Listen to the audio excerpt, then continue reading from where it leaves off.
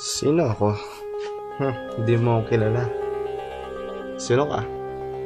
Hindi ko rin alam. Pero dapat, alerto ka. Ang di mo alam, ikaw pala yung pinagmamatsyagan ko. Mga sikreto mo, di mo matatago.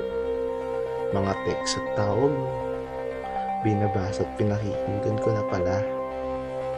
Sa paglawak ng internet, kabuhayan ko lumawak din. Nagsimula ako sa maliit. Noong una, laro-laro nga lang.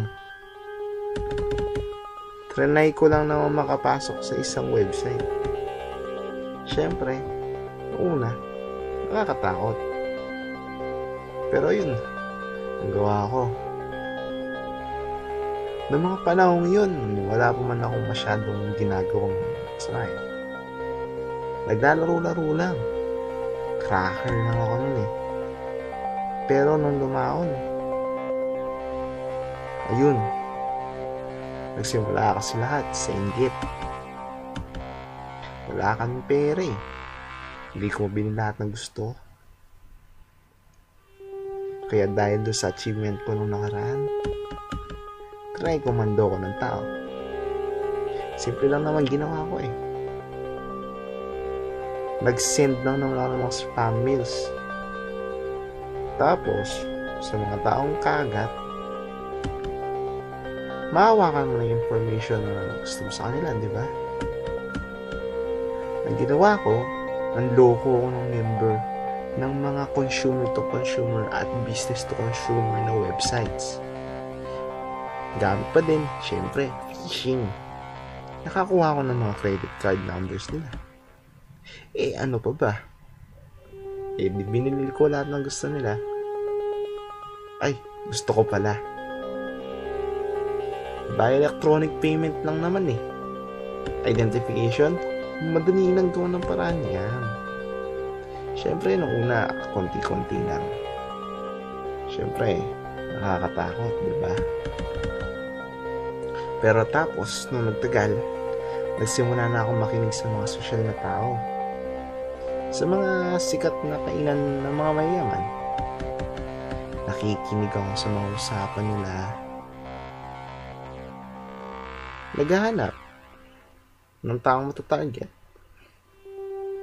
One time nga, may isang businesswoman akong na-target. Inak ko lang naman website nila. Simple lang naman ginawa ko. Gumawa lang naman ako ng link na may keylogger na software. Ayun, nakikilag mga activities niya. Mga tawag, mga text. Na-access ko tuloy yung network nila.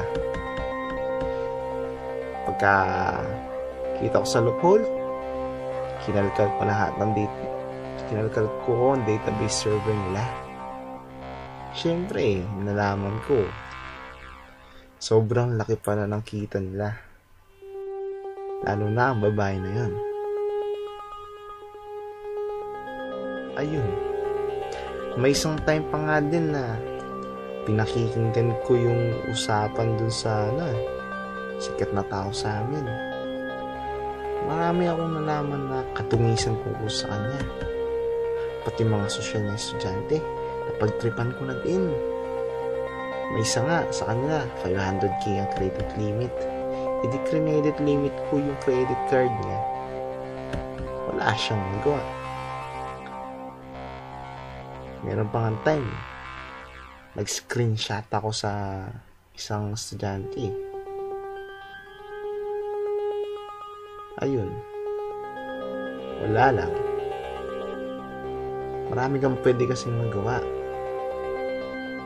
Buti nga ngayon, distributed na yung mga systems eh. Decentralized kasi nga dati. Atakihin mo lang yung center, wala na. Dead. DDoS nang gamitin mo, tapos ang production nila. Pero marami pa sana akong gusto kwento eh. Kaso, nakuha ko na gusto ko. Ha ha. Ha ha ha. Ha ha.